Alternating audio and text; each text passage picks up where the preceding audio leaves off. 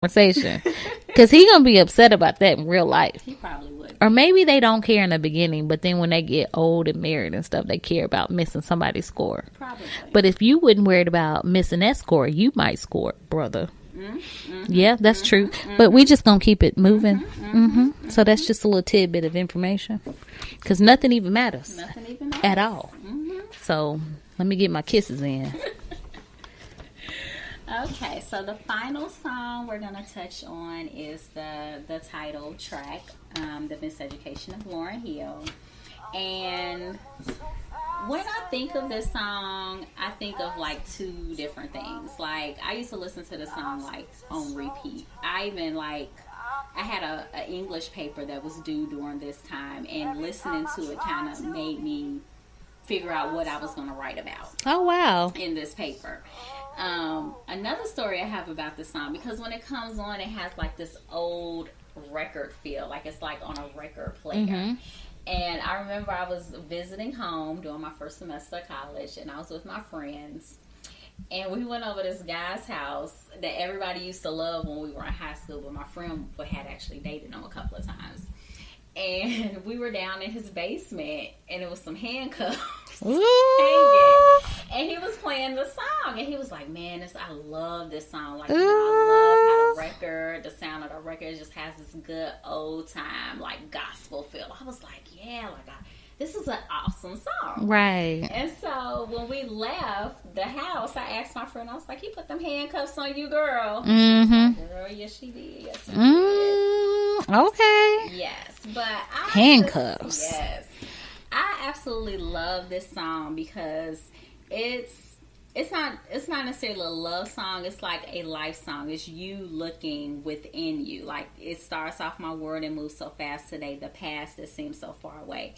And I feel like when this album came out, when this song came out, I was kind of like having a new life. Like, this is my first time being away from home. Like, I'm trying to still be like a kid to my parents, but like a grown up. Right. And you know, in the song it says, "And I made up my mind to define my own destiny." So it's like I was finding myself, and that's why I identified with the song, because I was going through that. I'm still trying to find myself, because you got to reinvent. Right, you have to you have to constantly be Nobody told us that. We just thought we was gonna get grown and stay there. No. Your interests change. Like, it just, your ideas change. Your life changes.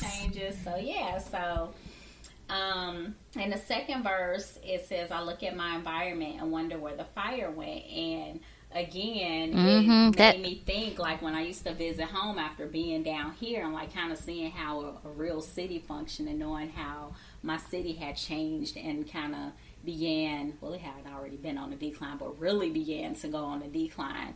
And it reminded me of that, and just, you know, going into the neighborhoods that I used to play in and grow up in, and come back and be like, all these houses are like falling apart. So this song for me is like hands down the best song on the CD, because I identify with it so much. And see, I came up with a different perspective. I kind of looked at it as like today's times. Like, what am I actually going through today? And that verse, the second verse, when it says, "I looked at my environment and I wonder where the fire went." Like, I look at that because there's times at work where I feel burnt out. Like, I just feel overwhelmed, burnt out. Like, people would tell me that I was going to burn out at some point. I didn't listen. And so now, since I'm dealing with that and trying to work through it, it's kind of like, wow, where did my fire go? And it's like when I go to conferences, I get re-energized, and I like come back with all these great ideas, and then they're like shot down, dwindled down. It's like, oh, well, why do you want to do that? And I'm like, you know, like, I am inventive. I see things. I'm a visionary. Like, can you support that? So like, it kind of was like, wow, that's what I'm going through now. And this is 20 years ago. And 20 years ago, I had a totally different perspective than what I do now. So it just kind of honed in on, it's okay to feel like you feel. And Lauryn was feeling it, but just in a different way. And I was like, wow, that relates to me, even though she was on something totally different. But and I mean, it still goes today. Like, we still are defining our own destinies, you know, because again, life changes. Life changes. So, yeah. So everybody chime in and let us know what your favorite songs are from the Miseducation of Lauryn Hill and how they affected you. And how they relate to you then and now. Yes. Yeah, so just share your ideas. We like the conversations and getting feedback from you guys. So just send us something. Chime in on social media. On the gram as well as the Twitters. All right, now I'm going to do our business buzz. And this week we are shouting out blendeddesigns.com. Blended Designs is a backpack and lunchbox company. And it is founded by Casey Kelly. And she is a black woman doing her mompreneur thing. And she is doing, she really wanted to incorporate that the backpacks look like. I think her son was upset that none of the backpacks looked like him. Wow. So she was like, I'm going to make my own backpack so it can look like him. And she has several designs. And she has little black girls and black boys with different black girl hair. Oh. And I did order one for Shady D, and she absolutely loves it. She says she's a backpack star. Oh, okay. At her school. She's like, I'm a backpack star at my school. Everybody loves my backpack. They think it's me. Yeah, that is super cute. But she was so excited to get that backpack when you posted it. So, even when I was looking, because I saw it on Instagram, and when I was scrolling to figure out which backpack I wanted to get my little girl, she was, of course, eye hustling over my phone. And she was like, "Ooh, mommy, are you going to get that for me? That she looks just like me." And I was like, "Oh, I got that's confirmation." Yeah, it's confirmation when she's like, "She looks like me." Yes. So I ordered it. The quality, I know we're going to have this backpack for some years. Really? The quality is really good. It is very thick, like a nylon material. And the one that we got has a little brown girl, and she has her braids, and all of them say I can do anything. So I feel like that's a good affirmation to see every day as they're going to school. And when my daughter did get her backpack, she was so excited. She was really excited that the little girl had hair that looked like hers. So I am so happy about our purchase. And my daughter is happy because she's a backpack star. Right. And I just think that is so awesome, for little brown kids to have things that look like them. Exactly. Because we didn't have that growing up. We did not have that. So I'm glad that, she's out here doing her thing. And I'll post the website. Is blendeddesigns.com in the show notes. Okay, so now it's time to get into our Rache reality. However, our reality shows are on hiatus until next week. So we're just waiting on Married to Medicine, but we are going to talk about Insecure. Ooh, that's my show, girl. Ooh, that's my show. Girl. So this week starts off with Miss Issa dreaming about getting her box aid while eating some hot flaming hots. First of all, she need to be careful with them damn chips, because if that get down there, she gonna have some problems. How about, I just don't want the possibility crumbs. First of all, I hate crumbs being in a bed, but then the possibility of creepy crawlers trying to get the crumbs in the bed. Like that, ugh. No. Daria, the hot stuff on your coochie is bad. That is bad, but I didn't think that was going to get down there because she had them under her pillow. She was eating them. What if she went to go pleasure herself? And that's hot. Well, she done forgot. Dream sequence. Yeah, well, sometimes you gotta bring reality into dreams. Because I had a friend jack herself up. Well, her boyfriend jacked her up because they had went and ate some hot chicken, and then he was touching on her in areas that were real personal. You trying to see you? I know exactly. You can say it. This is a safe space, right? But I be trying to avoid the whole explicit thing, so I be trying to keep it a little PG, just in case your kids. Fuck boy. Oh yeah, I did say that. Anyway, so dude basically went to go pleasure her with his hands that he had been eating hot chicken with. That's too much, because that sits in your skin for a while. Right, and it's hot. Yes. And so it burnt her. So dude burnt her, and she's gonna burn herself with them hot Cheetos. Even the crumbs, you just sit on the bed, one of them hang out with you all day at work, and then you wonder why you itchy and think you got a yeast infection. You done bought some Monistat for no reason. And all along, it was them hot them little Cheeto crumbs you done. She shouldn't be eating in the bed because that's just nasty. And then you got to be considerate of your roommate.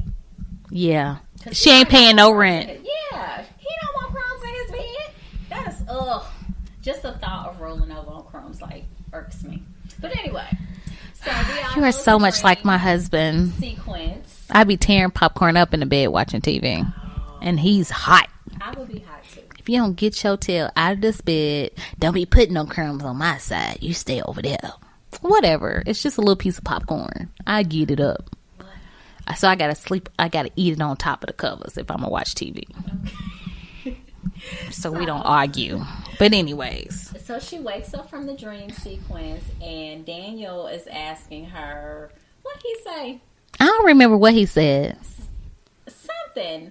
It was pretty much asking her, to me, it read as, okay, well, what's next, for us? But she was like, oh, I got to get up and go to work. So. I thought she was still dreaming. No. Like, she woke up out of the dream and he was still asking her the question.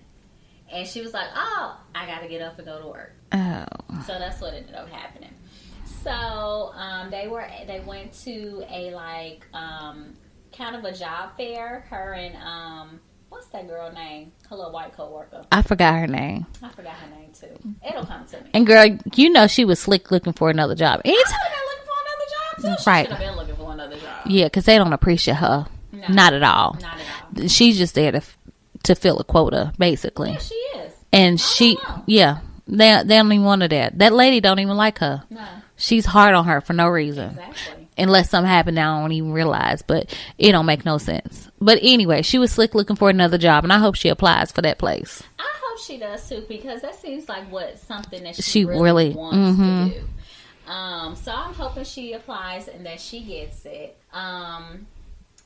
Yeah, I would have been looking for another job. Because I really do agree with. I know this is last episode, but their logo is slick, like not necessarily racist, but it's like slick shady. Yeah, it's like the little brown kid, right? And I didn't have a shirt, and I'd be like, dang, I can't wear my shirt on. Because then you realize like this ain't right. Yeah. So yeah, I just wasn't feeling that. I just thought they should have made the skin a little tinted. Yes. So it looks like the people that they're serving. Yes, it could have been like ethnically ambiguous hand. Yeah. Yes. That wasn't even on my notes. But yes. So I just wanted to share. Yeah. So they did find someone else, like they were interviewing to fill a position so they can have another brown person there, because I don't understand how they want to work with inner city kids and nobody looks like they're from the inner city. Them. Yeah, or has the same experiences. Or even they don't blend well. So how are they going to relate to the kids? Kids need something that they can relate to. Exactly. So I'm glad they, are looking for someone else. It looks like she's like a real down girl. Mm-hmm. I hope she gets the job, and I hope Issa finds what she's really looking for. Molly, let's talk about Molly. Molly is doing too much. I understand you're going to work at a black law firm, right? Mm-hmm. But that doesn't mean, I don't know. I just feel like she's coming across like she's extra hip and like, go in there and do your work. You don't got to go in there and be like, yeah, this is she said something when she first got there. She was like, oh, so y'all extra something. She was just like, oh, look at all these brown people in here. I love it, Yeah, I was just like, chill out. Act like you've been somewhere before. Exactly. And that's what I didn't like. And I know she was just trying to break the ice and let everybody know she was down. But I was just like, really? Mm-hmm. And then, yeah.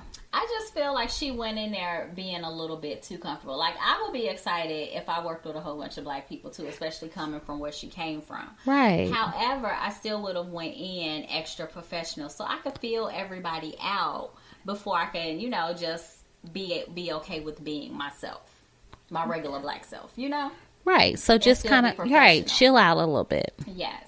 And I really didn't like the fact that she, kept bringing up her old job with the different things, because every company is going to do something different. And I know I have heard people, once they come over into our office, they're like, well, in my old position, at my old job, you're not there no more. You're not there right, for a reason. move on. So, accept where you are now